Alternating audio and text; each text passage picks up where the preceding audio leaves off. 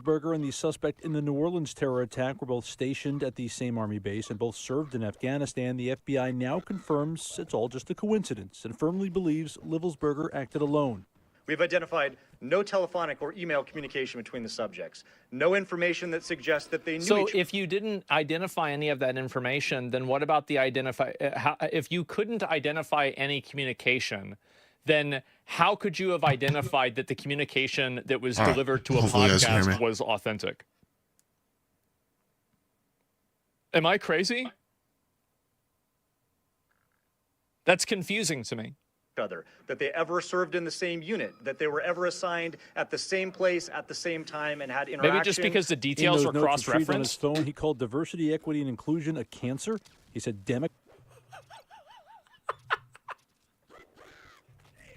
Oh, God, it could have been a viewer.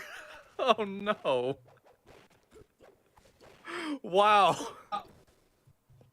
What is it with these guys, like this guy and Luigi? You guys need to stop blowing yourselves up and start running for office. Stop doing this shit. We'll vote for you. Stop fucking blowing yourself up. Democrats need to be forced out of Washington by any means possible, even non-peacefully. As the feds dig deeper into the Bronze Star recipient's phone, they're uncovering the true feelings of this decorated soldier who apparently had shown no red flags, according to one senior U.S. Army official. There is one cell phone that we are getting into, and I can tell you that we are barely scratching the surface. In addition to those notes, authorities say they are aware of an email that was sent to podcast hosts the day before the blast, New Year's Eve, where Livelsberger talks about the drone sightings out in the Northeast and claims the FBI had been following him. Investigators do confirm they're aware of this email. They can't say with 100% certainty that he wrote it, but at this point, they do believe he did. David. Incredible information, Tim. Thank you. Hello, I'm Mark Brown. Get more. I don't know, man. I really don't know. It's like, how are ID cards identifiable? So you guys ever started a fire? I actually don't think it's as crazy as you might imagine. Let me try something. You ever try to burn a fucking book? That shit's hard to do.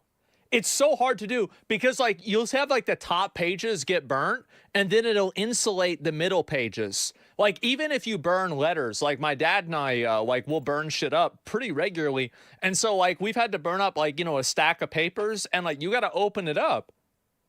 And so it burns like dog shit. Yeah, exactly. It's so annoying to burn this. So, like, basically, you have, like, this massive incineration that happens, and it incinerates all the surface area, and then you immediately are going to have fucking sprinklers come on. You're going to have the fire department come in. You're going to have all this stuff done, and just use a shredder? No, that's... We just burn it up. That's just what we do. And so anyway, because it suffocates, it lack of oxygen. Exactly. And so, like, really, missing the point? No, I'm not. I'm not missing the point at all. So he had a wallet, right? And so a wallet, what's a wallet like? Let's see, I get a sheet of paper, right? And so you get a wallet, and you do this to the wallet. I guarantee you, if I take this and I light this fucking book on fire, it will take at least 30 minutes. If not, it will not happen. Then for these pages in the middle to be burnt beyond recognition. You have no idea how many how many things I've lit on fire. Like, we used to do this every single year. Every single fucking year, we would go over to my house and we would open up the grill and everybody would bring their school papers over to my house and we would light everything on fire. I know this because we did it. We did it constantly. And so that's it. Burn the school books? Yeah, we did a few of them. Fuck them. Fuck them. That's it. And so, yeah, I hope this ages well. No, I'm being honest. Like, and anybody who's lit fires and tried to light shit like this on fire, can y'all confirm that I'm not crazy here? Like, leave no trace. Yeah, exactly. Like, it's really, yeah. No, exactly. You're right, yeah. So anybody, like, go try it. If you don't believe me, go take a stack of papers, fucking fold them over a couple times, light it on fire. Come back in 10 minutes, see what happens. That's it. It's not crazy. Yeah.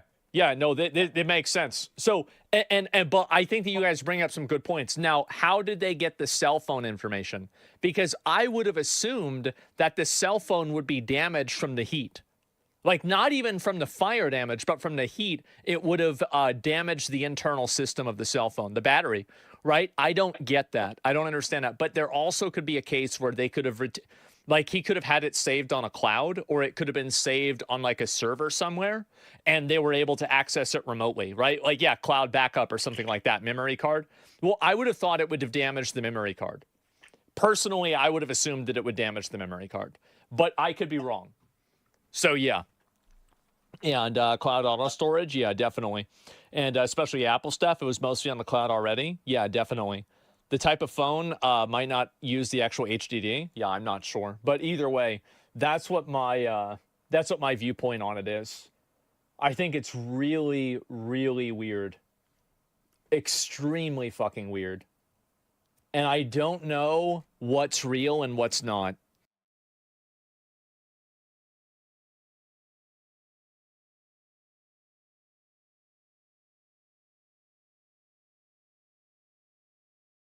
Dude, the news is getting crazy. It's starting to be hard to figure out what's actually going on.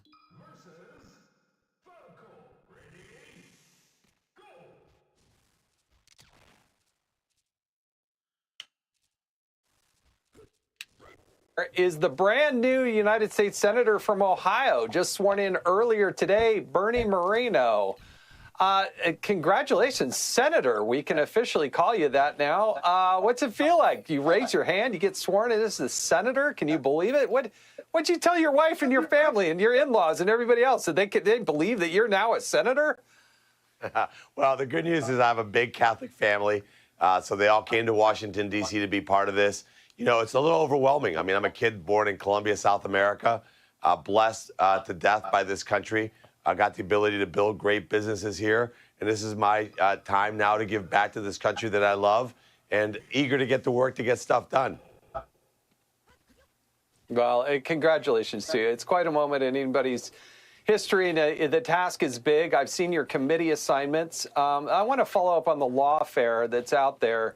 You know, there's this prevailing feeling, I think, across the country that justice is not applied equally, that they somehow, if you're a conservative or Republican or say have the name Trump, that you're just not going to get the same sort of treatment as somebody on the other side of the aisle.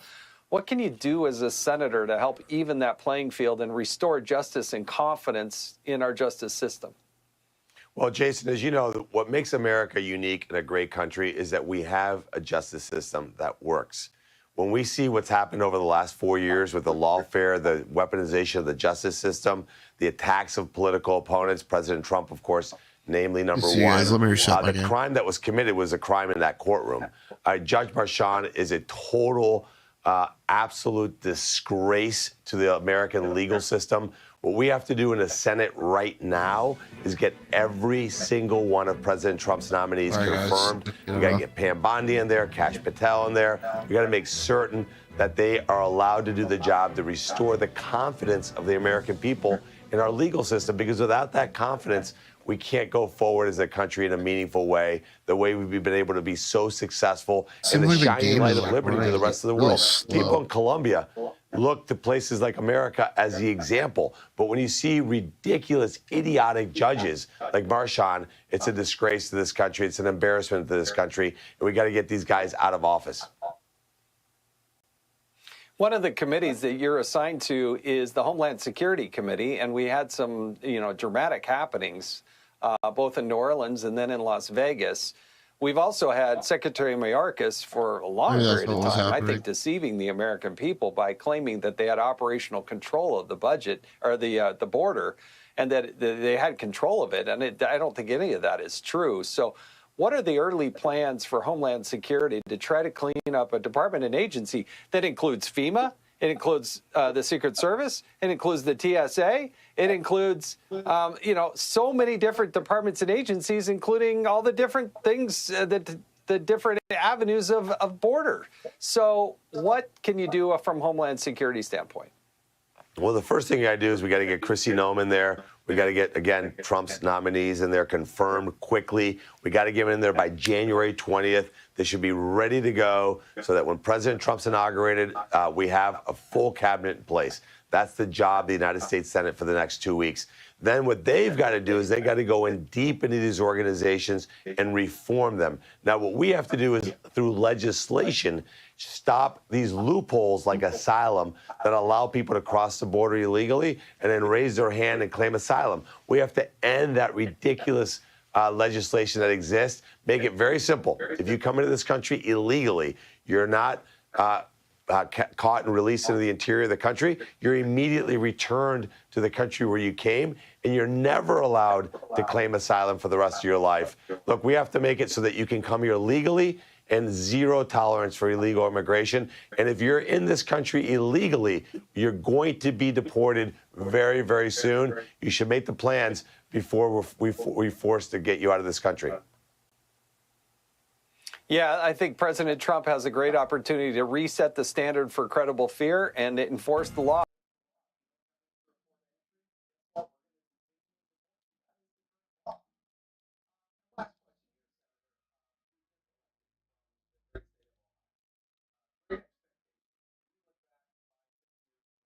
How should the people of Ohio and the people of the United States are going to look at you?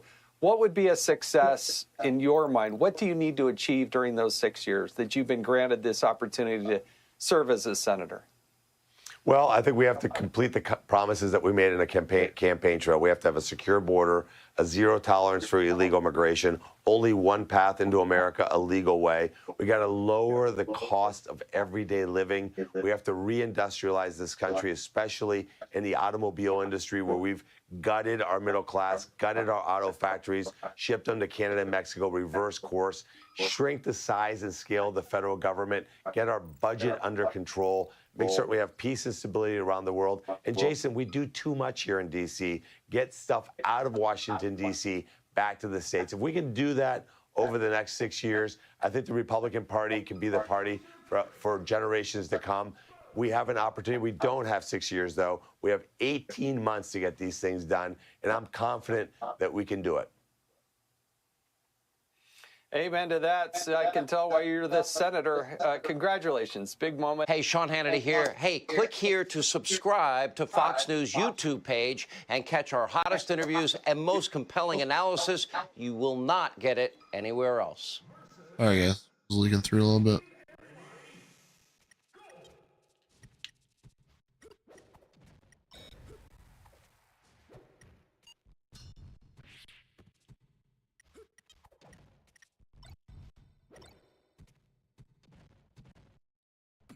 God, dude.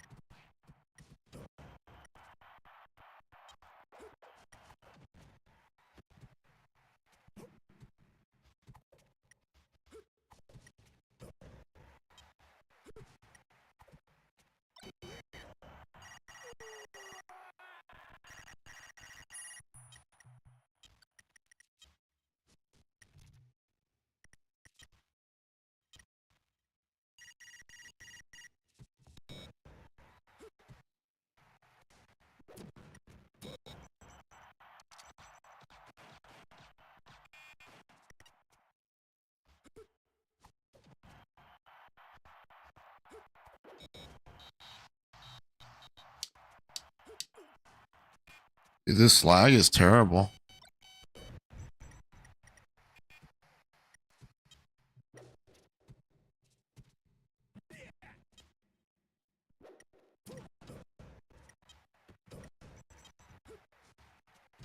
I feel like it's me.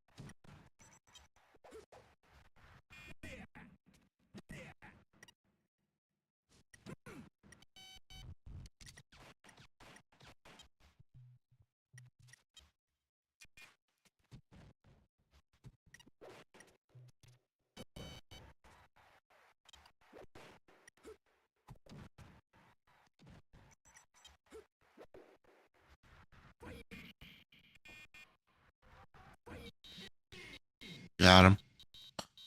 All right, I'm gonna try to figure this connection issue out.